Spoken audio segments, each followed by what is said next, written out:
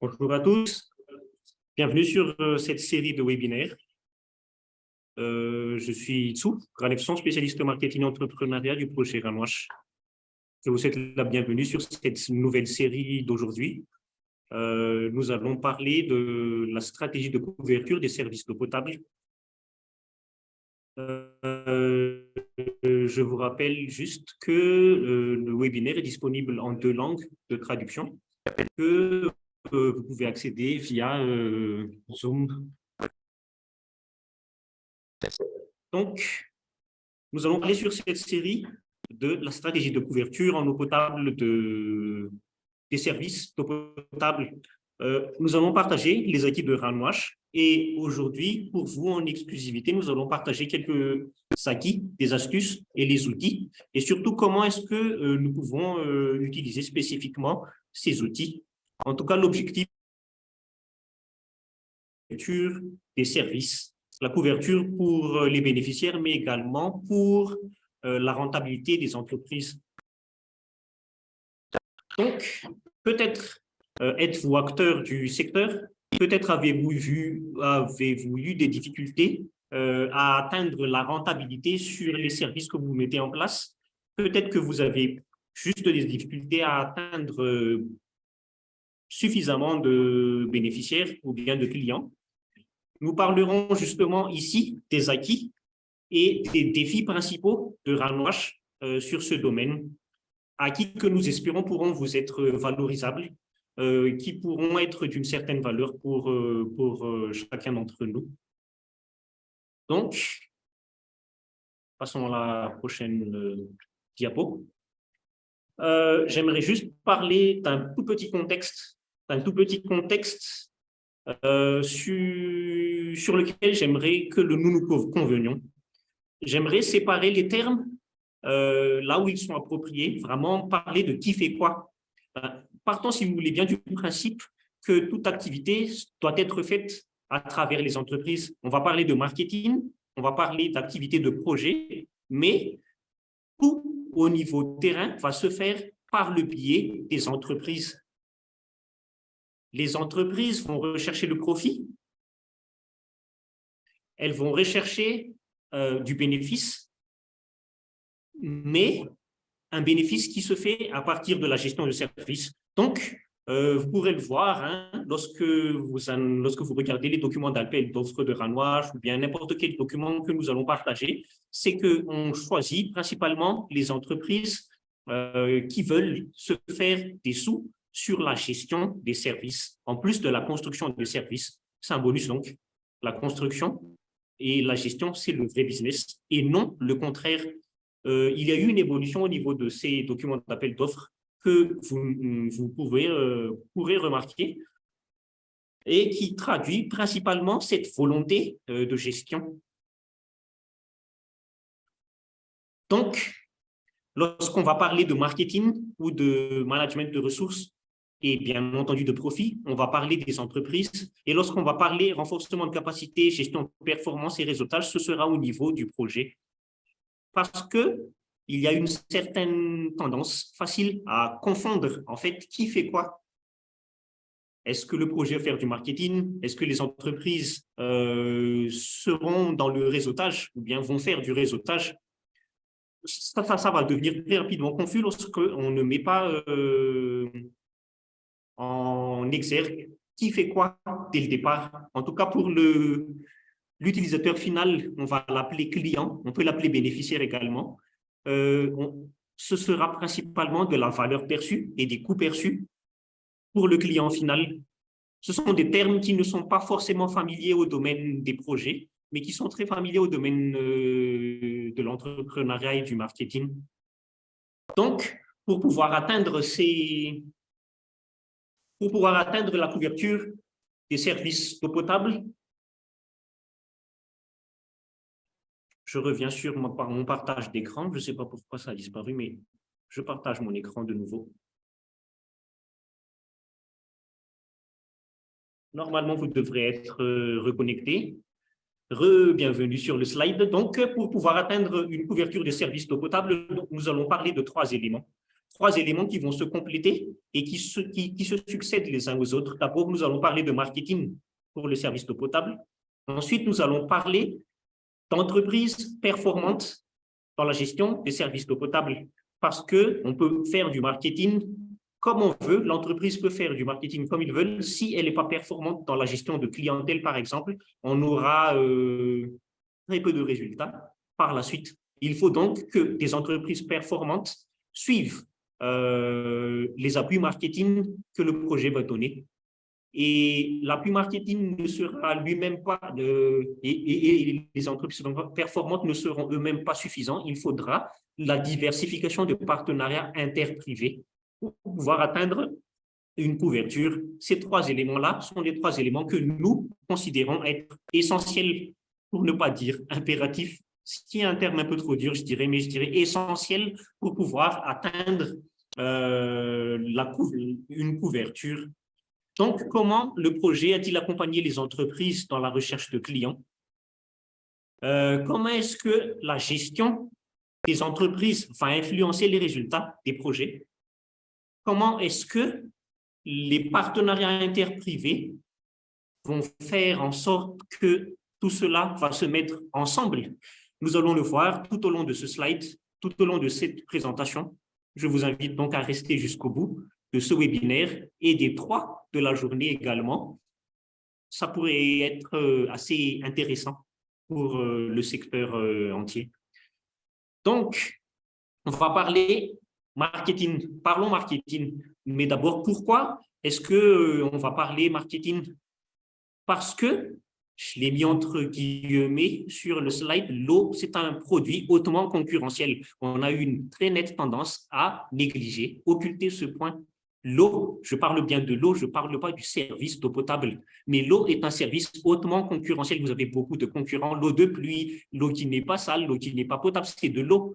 Et c'est hautement concurrentiel et ça va fortement influencer sur la capacité des entreprises à atteindre ou non la couverture.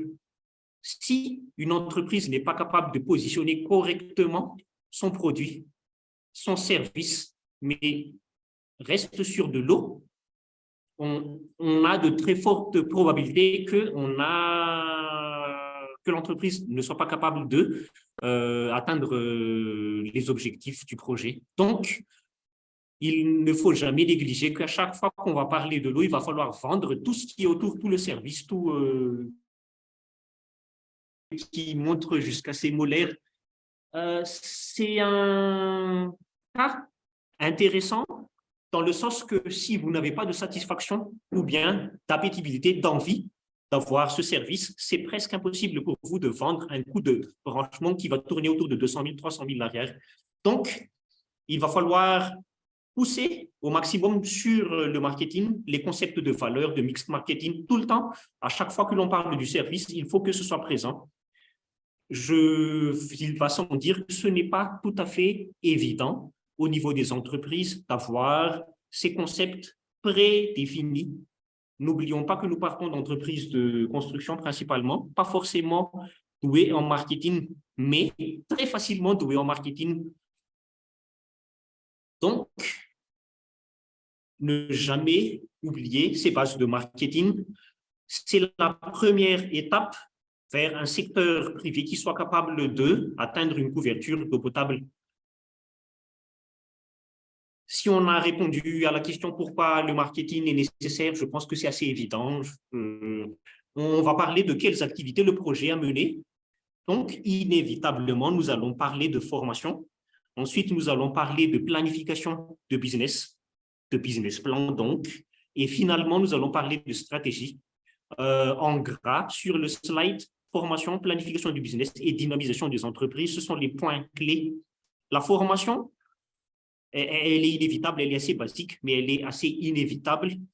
Les entreprises sont très réceptives à la formation. La planification de business, c'est, je dirais également, l'inévitable business plan.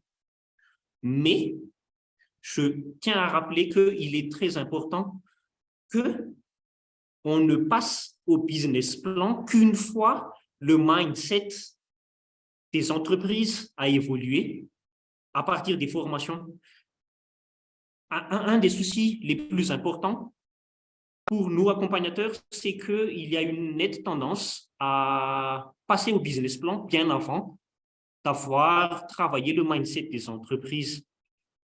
Ça crée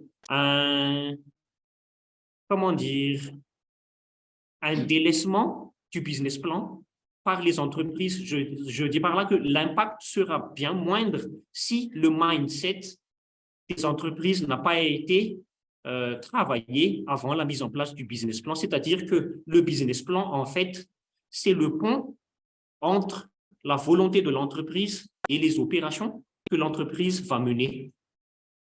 C'est pas la première activité. En tout cas, si vous utilisez ce business plan, cet outil, ou bien vous voulez adapter cet outil, il a été conçu de manière à faire le pont entre le mindset de l'entreprise et les activités sur terrain. Il n'est pas adapté à une utilisation en amont des formations. Donc, lorsque l'entreprise a été formée et que l'entreprise sait quelles activités sont nécessaires pour pouvoir mettre en œuvre leur volonté, qui a été développée lors des formations d'ailleurs, un des outils, une des activités qui va entraîner un des outils que l'on va partager, c'est la stratégie marketing. On l'appelait ici stratégie marketing du projet, ou la différenciation qu'on a dit tout à l'heure, mais en fait, c'est une stratégie marketing qui va permettre la dynamisation par le projet des activités des marketing des entreprises. Je veux dire par là que les entreprises ont une inertie de travail. Je veux dire, elles ont une routine de travail, c'est le propre des entreprises. Elles ont leur propre routine de travail et il faut bousculer en fait cette routine de travail. Et les entreprises, elles n'aiment pas qu'on bouscule leur routine de travail.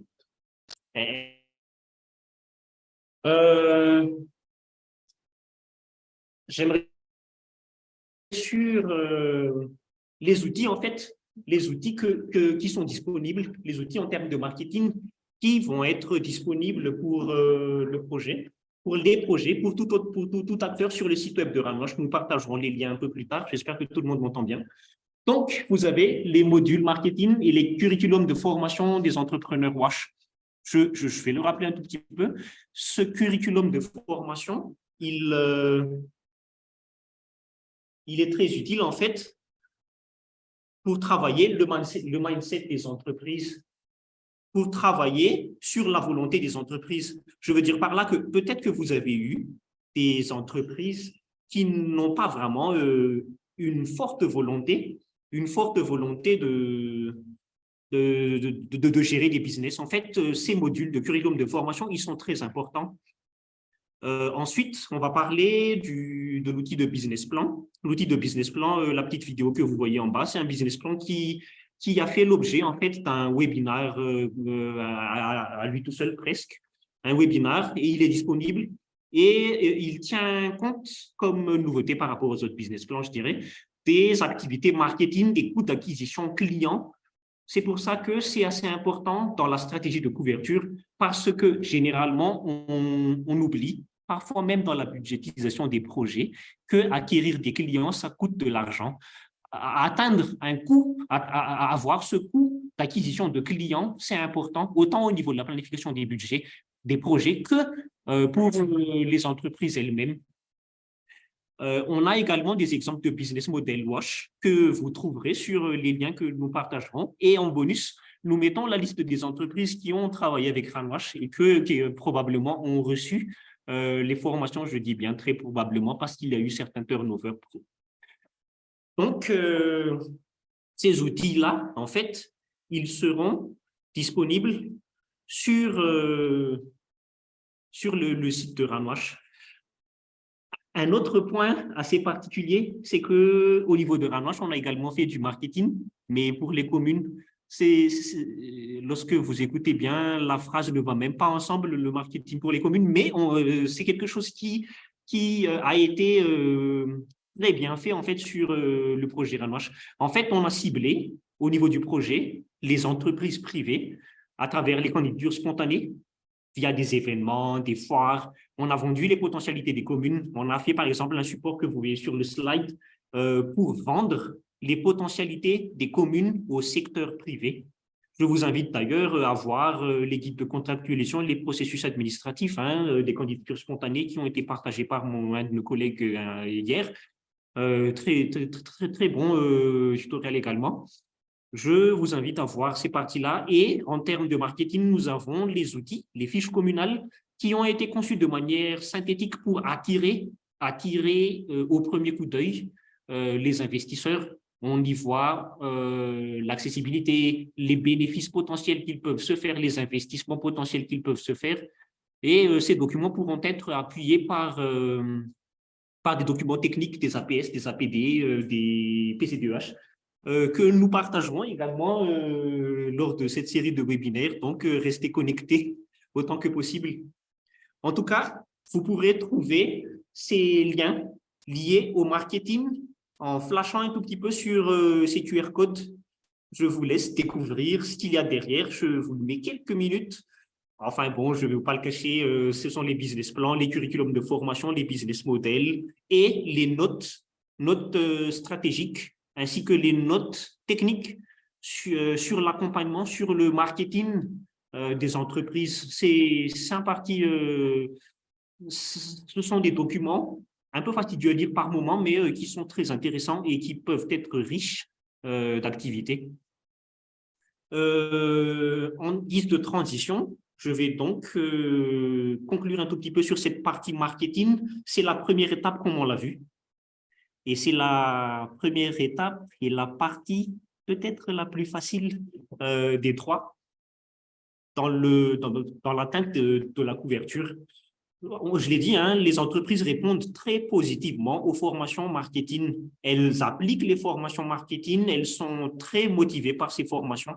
Mais il existe deux points critiques que nous allons aborder qui vont fortement limiter l'efficacité de ce marketing et qu'il faudra prendre en compte afin d'avoir une bonne couverture pour les services d'eau potable.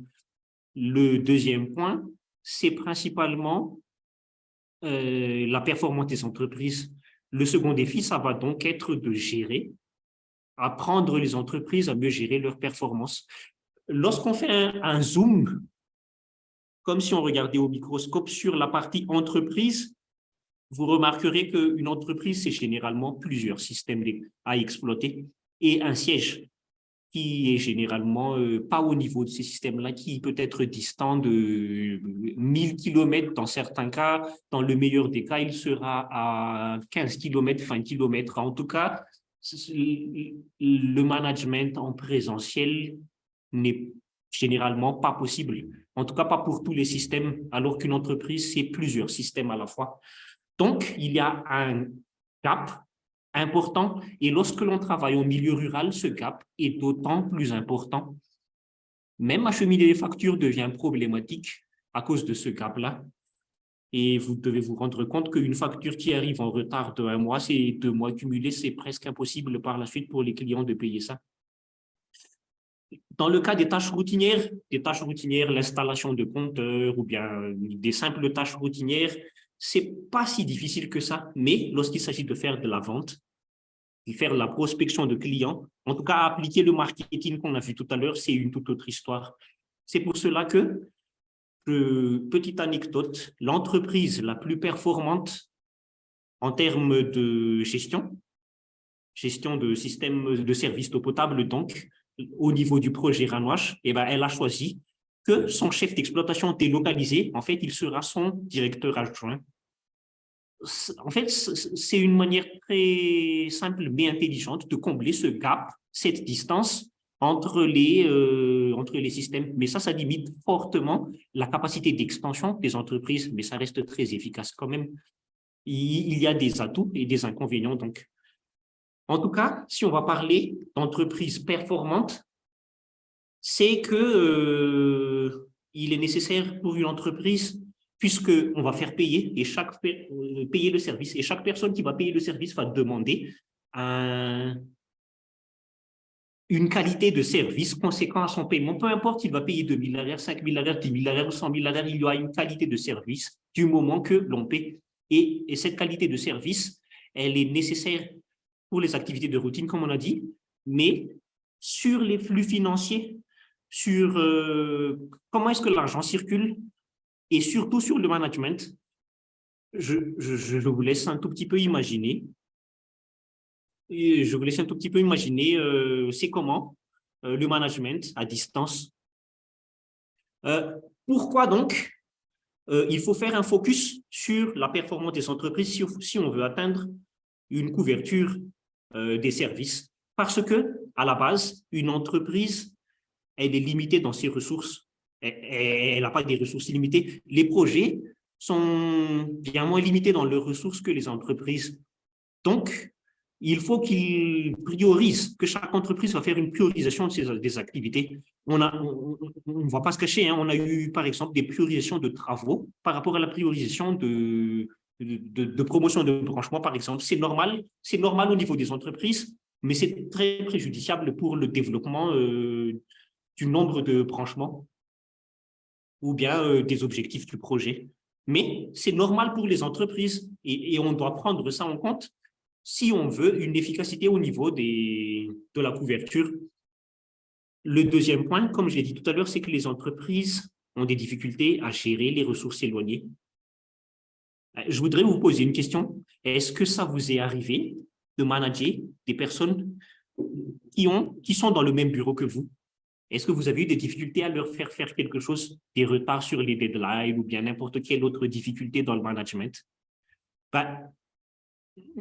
Imaginez cette difficulté, rajoutez à cela que la personne que vous devez manager a un niveau de qualification pas très élevé parce que vous devez rentrer dans vos coûts, donc vous ne pouvez pas forcément recruter quelqu'un de très qualifié, pour ne pas dire à la limite de la qualification requise.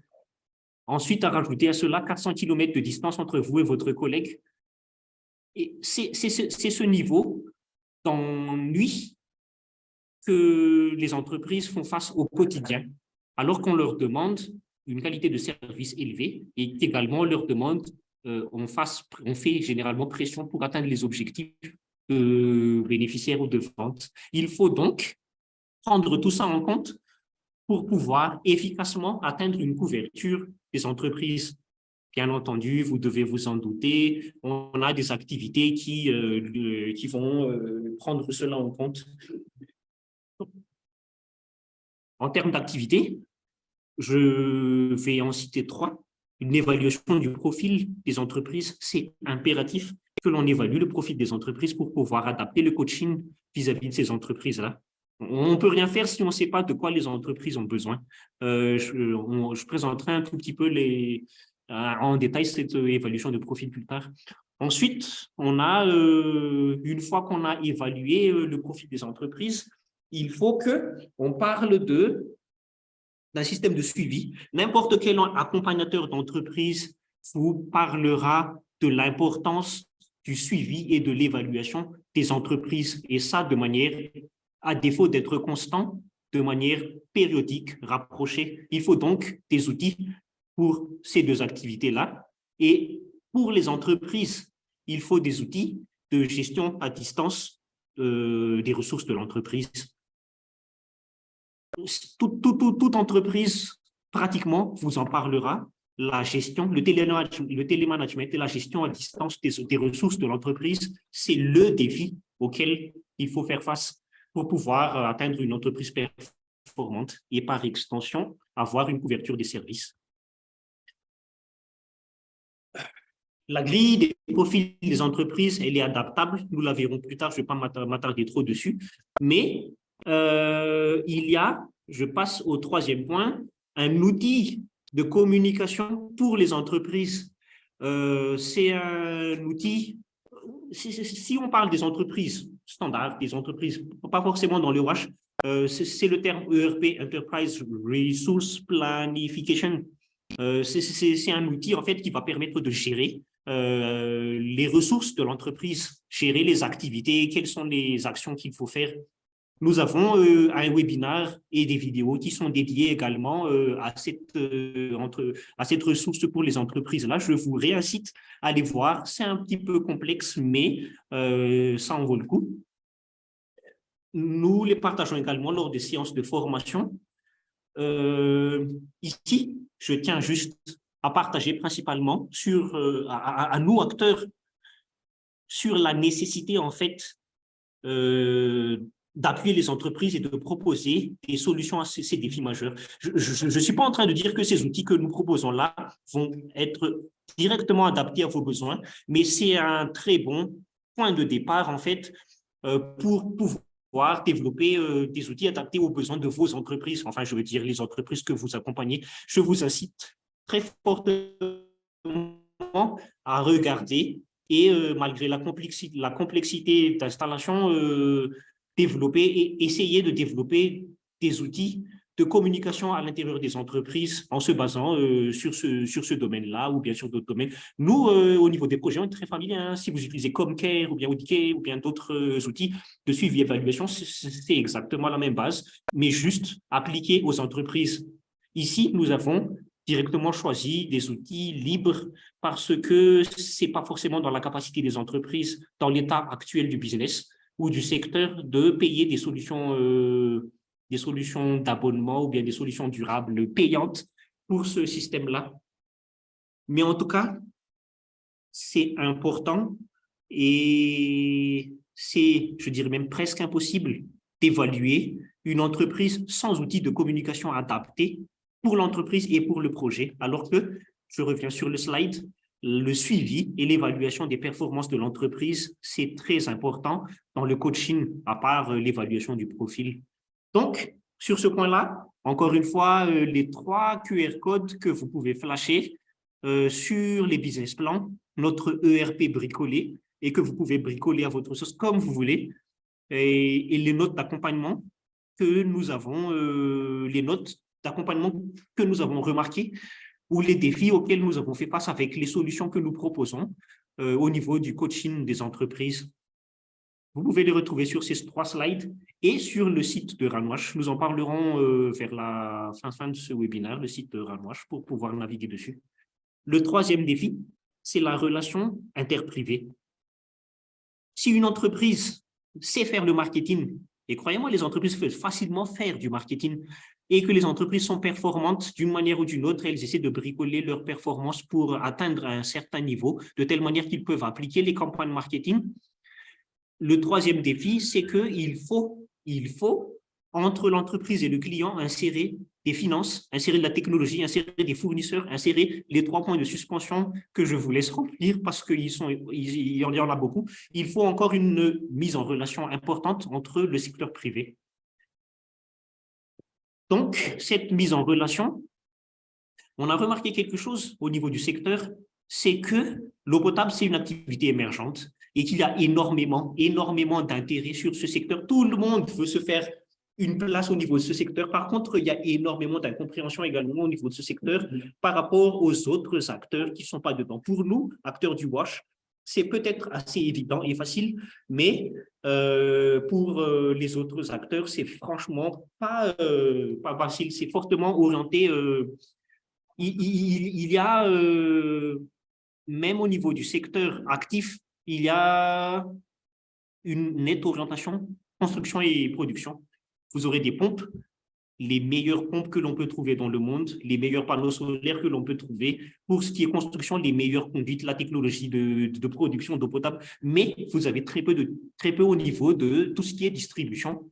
C'est bien moins communiqué et bien moins diffusé. Donc, quelles activités? Nous avons donc développé des modèles de distribution, appris de nos erreurs sur ces modèles de distribution et nous avons mis en relation les entreprises avec le secteur privé, les finances, les microfinances, les investisseurs en capitaux, toutes sortes d'acteurs au niveau des finances. Nous avons mis en relation et nous avons des outils que l'on peut partager à ce niveau-là. Donc, pour les partenaires privés, c'est quoi? Nous avons les présentations banques, entreprises, investisseurs et tout, ils sont disponibles sur le site. Nous avons des comparaisons des tarifs de l'eau, des analyses comparatives pour les entreprises des offres bancaires et à titre d'informations également, nous avons les montants, les résumés, les montants des investissements que les entreprises ont effectués. Ce sont des données, je ne dirais pas fortement financières, mais bon, ben, il y a les montants des investissements, les montants des capitaux mis en jeu et les montants des apports des entreprises. Ça peut être intéressant pour le secteur financier. Ensuite, il y a sur les modèles de distribution l'expérience de Ranoche sur les kiosques à jetons que l'entreprise Mirav, par exemple, a développé, les kiosques à jetons mécaniques et les kiosques électroniques. Il y a des documents de capitalisation, ou non, pas forcément de capitalisation, des notes de capitalisation, des leçons apprises sur l'implantation de ces distributeurs et les contrats types de distribution que l'on peut voir. Donc, encore une fois, les QR codes sur les partenariats interprivés que vous pouvez flasher. Finalement, nous allons donc voir où est-ce qu'on va pouvoir trouver ces outils. Donc, l'adresse incontournable, c'est le site de Ranoche, ranoche.org. Vous l'avez vu depuis le départ, mais je vous le remets ici, c'est ranoche.org. Vous pouvez rechercher au niveau du site les mots-clés, hein, secteur privé, marketing, stratégie couverture. Enfin, vous avez ici des mots-clés que vous pouvez rechercher pour atteindre les documents. Vous pouvez également sur le site suivre le chemin ranoche.org sur la catégorie PPP, partenariat public-privé. Vous retrouverez stratégie de couverture en eau potable. Vous suivez ce lien et vous retrouverez en fait tous ces documents. Et bien entendu, vous pouvez scanner les QR codes que nous avons mis dans ce slide que vous retrouverez lors des partages de diapositives. Donc, vous y retrouverez quoi? Nous avons parlé des profils des entreprises. Vous trouverez des outils comme ceci. Ici, par exemple, c'est le profil d'une entreprise qui est en évolution. Hein. On a des critères sur, par exemple, la volonté de gestion. Elle est comment? Certaines entreprises n'ont pas de volonté de gestion, malheureusement, mais certaines ont une très forte volonté de gestion. À quel point leurs ressources humaines sont adaptées? Est-ce qu'ils ont une ligne de management appropriée? Vous voyez ici tous les éléments, en fait, que l'on utilise pour diagnostiquer une entreprise et pour adapter le coaching que l'on apporte à chaque entreprise. Vous y retrouverez des profils types des entreprises. Je ne suis pas sûr de pouvoir y mettre des noms, mais ce sont des profils types qui sont dérivés des entreprises partenaires de Ranoche. Donc, je vous incite donc à naviguer sur le site. Vous y trouverez beaucoup de graphiques comme cela, des grilles d'évaluation comme cela. Nous avons également, comme on l'a dit tout à l'heure, ces deux graphiques, par exemple. Comme on l'a dit, c'est nécessaire de faire un suivi des performances des entreprises. La finalité, ça reste au niveau de la couverture des sites. Ici, par exemple, on a une évolution du nombre de branchements en fonction du temps et en fonction des sites construits. On peut remarquer ici qu'on a quand même une certaine couverture. On a, c'est pas très loin, hein, on a un rapprochement entre le potentiel des services et la couverture réelle. Mais lorsqu'on regarde sur le graphe de droite, par exemple, c'est qu'on est quand même très loin du potentiel des communes. Il y a ce marché entre le graphe gris et le graphe rouge. Il y a ce gap de potentiel. C'est un potentiel, c'est pas un gap, c'est un potentiel de marché que l'on peut prendre. Il y a ces données de potentiel de marché, ces données de couverture actuelle. Tout cela reste disponible sur le site que l'on a partagé tout à l'heure. Ici, je ne vais pas trop parler de détails, je vous incite juste à travailler sur les outils que l'on a produits pour pouvoir les améliorer, les adapter, faire mieux ou bien faire autre chose. Il n'y a pas de souci, mais ce sont des outils qui peuvent servir de point de départ en fait dans notre travail au quotidien. Si vous avez des questions, nous restons à disposition. Je suis là, l'équipe est là. Je vous remercie de m'avoir supporté pendant toute la présentation et nous restons à votre disposition. Merci.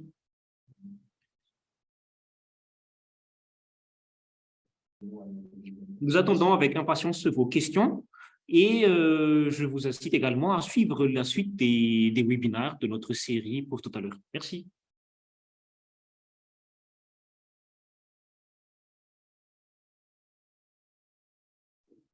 Oui, Anne a levé la main.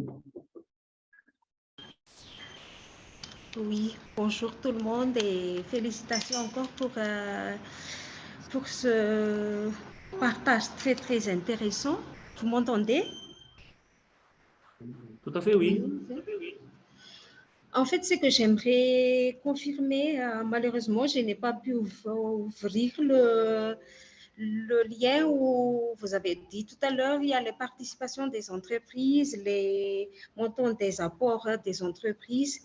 Donc, la question que je me pose maintenant, quand on parle donc des gestionnaires, investisseurs, constructeurs, je ne sais pas l'investissement de l'entreprise, à combien de temps l'entreprise va récupérer, selon votre estimation. Donc, ce que c'est avec les expériences que j'avais eues dans les projets antérieurs, c'était pas du tout facile de faire la récupération des investissements sans apport du projet.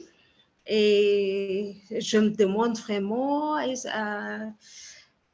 quelle stratégie ou comment, qu'est-ce que vous suggérez vraiment pour que l'entreprise ne sera pas en perte pendant un très très longtemps sur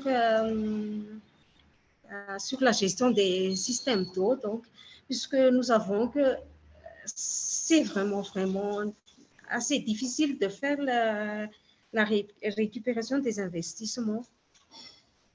Peut-être que j'ai tort, mais c'est comme ça que je le vois. Merci.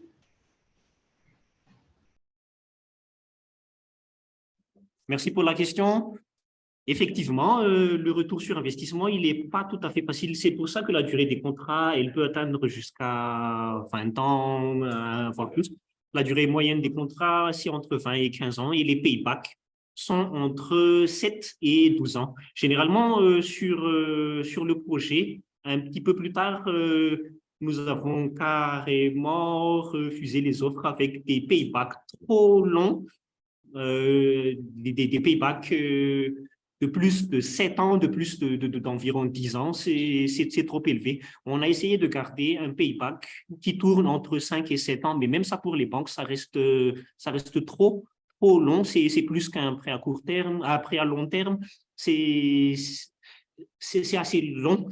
Donc, j'aimerais juste souligner le fait que un investissement intégral sans la participation de l'État, la participation des projets, donc, en milieu rural, ça reste encore pour le moment, vu la taille et la concentration des bénéficiaires, des clients potentiels, très limité, parce qu'il faut une très forte concentration de clients pour un même coût d'investissement afin d'être rentable avec un taux de participation des entreprises très élevé. N'oublions pas qu'on reste sur des participations qui tournent autour de 15% de la part des entreprises dans ce partenariat public-privé. En tout cas, au milieu rural, ça reste impératif. Et le payback, par contre, le payback peut être amélioré en fonction de la sélection des sites, de l'économie d'échelle que nous apportons sur les différents systèmes des entreprises. Parce qu'une entreprise acquiert plusieurs systèmes au fil du temps. Et là, on peut faire une économie d'échelle et une augmentation de la part des entreprises ou du payback des entreprises. Je ne sais pas si je réponds à la question exactement ou bien j'ai tourné juste autour, mais normalement, on devrait garder une période de payback de moins de 7 ans. Et une deuxième question qui m'intéresse vraiment avec le système CHIC que vous avez mis en place. Est-ce que la question des taxes sur taxes est toujours conseillée ou comment cela va se passer puisque nous savons aussi que les communes, les maîtres d'ouvrage peuvent demander cela. Donc, avec le taxe et surtaxe, avec l'amortissement, donc, quelle stratégie on doit adopter donc, pour rentabiliser la gestion des systèmes d'eau? Merci. Merci pour la question. La question de taxe et surtaxe, ben, oui, c'est tout à fait pertinent, c'est même obligatoire, c'est la loi. Et non seulement c'est la loi, mais c'est tout à fait utile dans la vie des systèmes, dans les cycles de développement et d'extension des systèmes. On a eu des cas où ces taxes et surtaxes ont permis les extensions, les développements ou bien des activités au niveau des communes financées en fait par cette gestion. Donc, cette question de taxe et surtaxe, elle est importante, elle est même, je dirais, incontournable, obligatoire, incontournable pour les systèmes. Une autre question, c'était autour de l'amortissement, je pense. Une autre partie de la question, c'était autour de l'amortissement. Les entreprises vont assurer l'amortissement de leurs investissements en priorité. Ensuite, la taxe et la surtaxe et l'amortissement des systèmes, c'est au niveau des communes et les seuls qui sont capables de prendre en compte l'amortissement compte tenu de la durée de vie de ces investissements-là. On a des outils, hein, on a développé des outils, je pense, au niveau du projet, que vous pouvez voir, que vous pouvez consulter, qui vont parler de ces cycles de vie financiers des services et des infrastructures mis en place. Je vous incite à suivre les autres webinaires dessus, ça reste très intéressant aussi. La partie life cycle cost ou bien tout ce qui est suivi des sous générés par ces systèmes. Mais ça reste dépendant hein, de la couverture. Oui, le chiffre d'affaires, les taxes, les surtaxes communales, tout le cycle de vie reste dépendant de la couverture des services. Bonjour à tous. J'ai une petite question.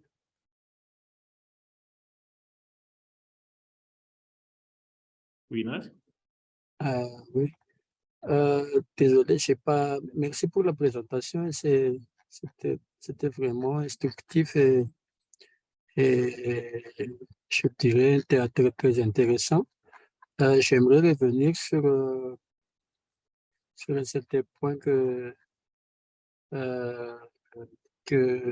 vous avez Kenzo a partagé tout à l'heure sur le fait de la nécessité de faire des erreurs, de faire des essais, de faire des erreurs. Est-ce que vous pouvez un peu expliquer ce point sur le fait qu'actuellement, avec toutes les expériences depuis plusieurs années, sur quel aspect, dans quelle mesure ce serait toujours nécessaire de faire d'autres essais, de faire des erreurs par rapport à l'approche que vous avez développée tout au long de cette présentation. Merci beaucoup. Merci pour la question.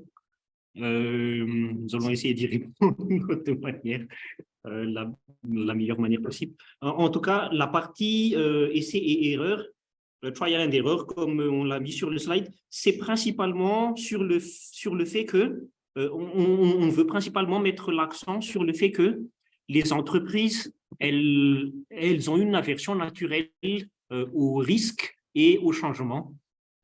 Certaines approches, comme on est dans un secteur émergent, par exemple, lorsqu'on va mettre en relation les finances et les entreprises, on a une certaine récalcitrance des entreprises à s'investir en premier sur des activités à risque.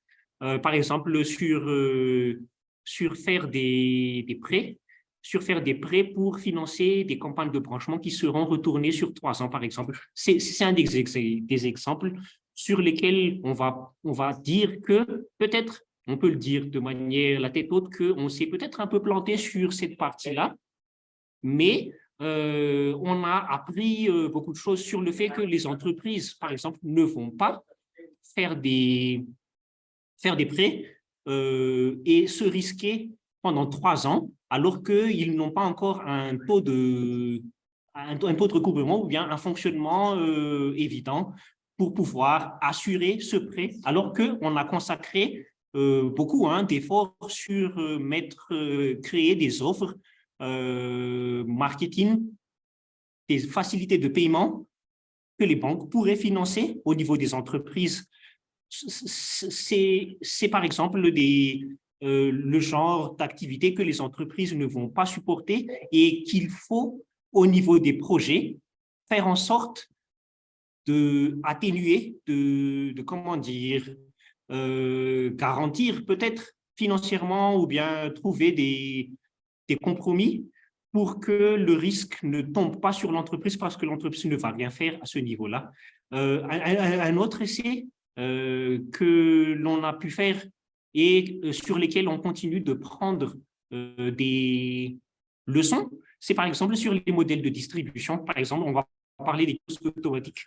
On a supposé beaucoup d'éléments lors des implantations de départ, mais au fur et à mesure des activités, on a remarqué que beaucoup de choses n'allaient pas comme on le voulait en tout cas, et on a appris de ces erreurs et on les a mis dans des documents, par exemple sur les leçons apprises, sur l'implantation, des éléments tout simples, comme par exemple installer un kiosque à eau à utilité finalement publique, foncièrement publique, ça ne marche pas. Il faut une appropriation peut-être de tout l'environ, ou bien il faut une certaine appropriation, mais en tout cas, l'aspect purement business, purement impersonnel du kiosque, c'est une erreur, en fait, par exemple, que l'on a faite, faire en sorte que ce n'est pas parce que c'est automatisé que c'est impersonnel. Je veux dire par là que la distribution, elle est automatisée, mais l'appropriation, elle est personnalisée au niveau des ménages. Ce sont des erreurs que l'on continue d'améliorer, que l'on a amélioré, que l'on continue à documenter d'ailleurs, que l'on continue d'ailleurs à documenter sur le projet actuellement. En tout cas, c'est principalement au niveau de la mise en relation privé-privé que l'on a le plus de défis et d'essais à faire.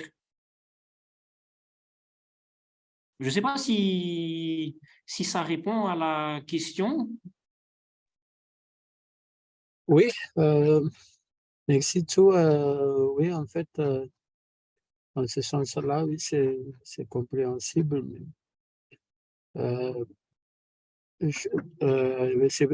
je pense que c'est aussi, je dirais, la nécessité de pouvoir partager donc, de telles expériences parce que Ranouache, je dirais, a fait, comme vous dites, des essais, il y a eu des erreurs, mais selon moi, il a déjà certains points, certains aspects qui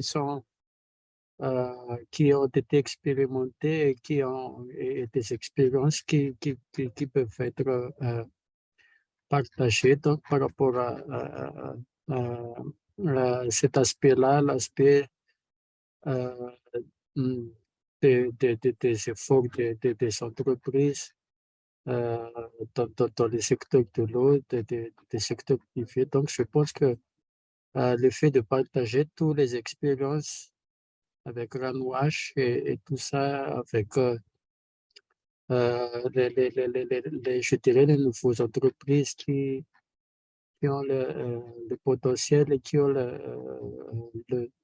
l'envie d'investir dans le WASH, pourraient réduire ces risques d'erreur-là et les risques d'essai. Et je pense qu'il y a déjà plusieurs outils que vous avez partagés, plusieurs expériences et par-dessus tout, il y a déjà les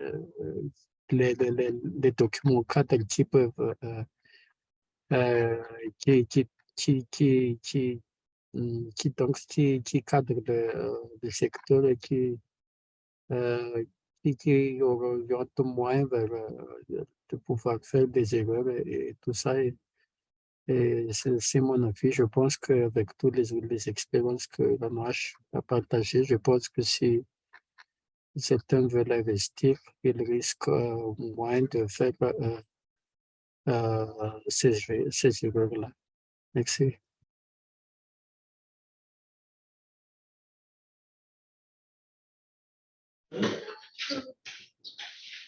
Il y a là la main de Taïna Razobelson. Oui, oui. Oui, merci pour la parole et bonjour à tous. En fait, j'aimerais revenir un peu sur cette question de taxes et surtaxes.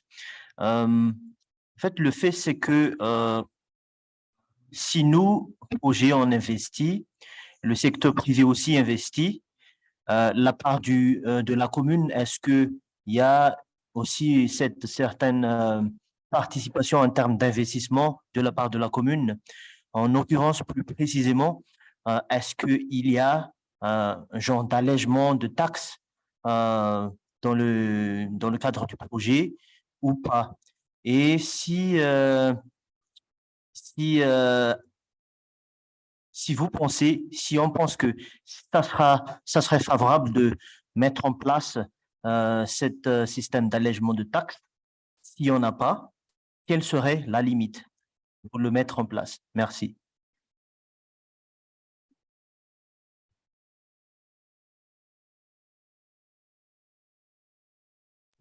Oui, merci pour la question. Merci.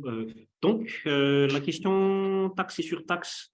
D'abord, la question de taxe et surtaxe, elle est principalement au niveau du chiffre d'affaires, au niveau de la gestion, le chiffre d'affaires général de l'entreprise après gestion. Après, on différencie, il y a plus tard la possibilité de réutilisation de ces taxes et surtaxes sur les prochains investissements qui sont effectués dans la commune. Je veux dire par là que ça va permettre de financer une partie des travaux a posteriori. Après, ça va permettre de financer une partie des travaux d'extension ou bien des activités en termes de finances de la commune lors de la mise en place du système. Donc, a priori, lors de la mise en place du système, le système de taxes et de surtaxes, il n'est pas tout à fait, je veux dire, il n'est pas tout à fait pertinent de le mobiliser. A posteriori, ça reste tout à fait possible. Toujours est-il que je pense que oui, la partie taxe et surtaxe n'est pas tout à fait relative à la partie investissement de l'entreprise. Elle est plus après la mise en place des infrastructures et lors du fonctionnement. Par contre, si on a des extensions, ça reste tout à fait pertinent de l'utilisation de ces taxes et surtaxes.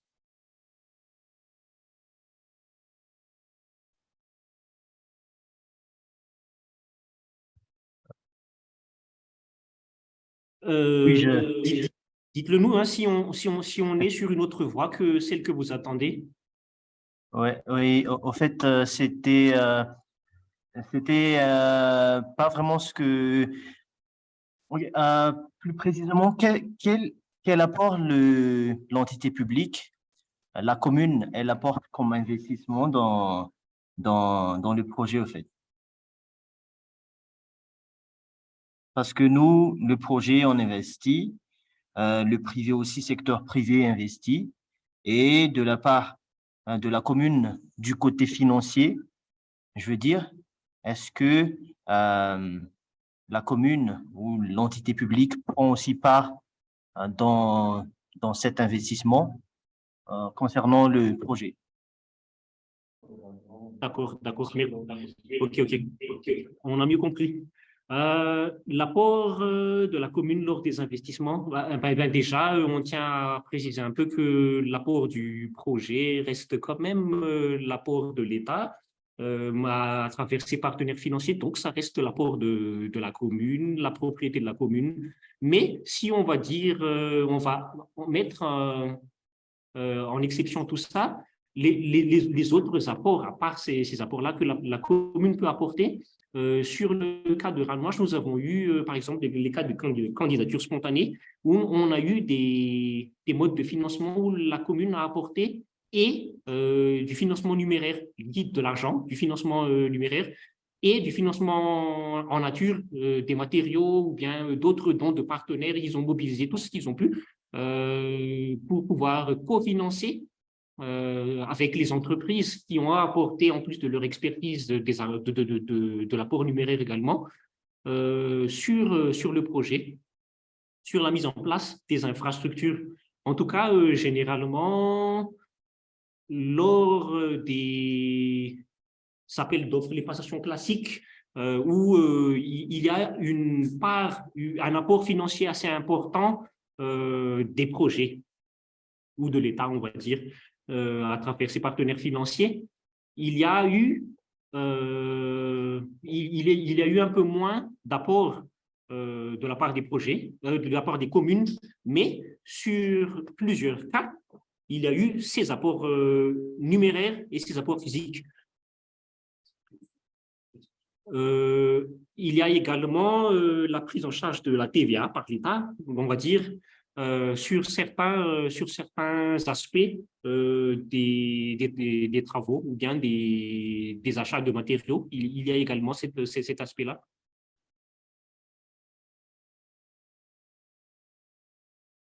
Mais effectivement, on va peut-être dire que cet apport numéraire des communes, il n'est pas forcément prépondérant encore au niveau du secteur en général. En tout cas, dans le cadre du partenariat public-privé.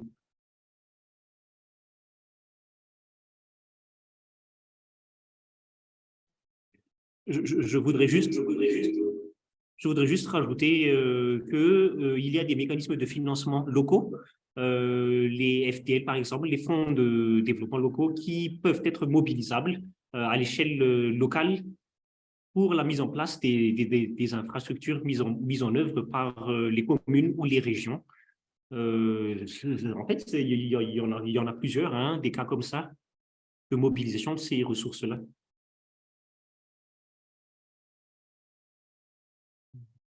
Je vais sauter sur l'occasion pour vous inciter à suivre le prochain webinaire qui va parler en fait de la mobilisation de ressources communales justement.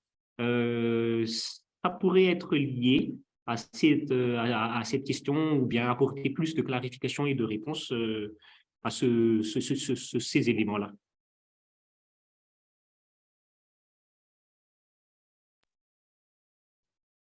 Si, en attendant vos prochaines questions, je vous incite donc à regarder le site web de Ranoche pour pouvoir accéder aux documents. Non seulement ces documents qu'on a partagés ici, mais également les autres documents des autres webinaires qui pourraient être intéressants pour nos activités en tant qu'entreprise ou bien en tant que projet. Si vous n'avez pas d'autres questions, je vous remercie beaucoup d'avoir participé à ce webinaire et je vais décrocher.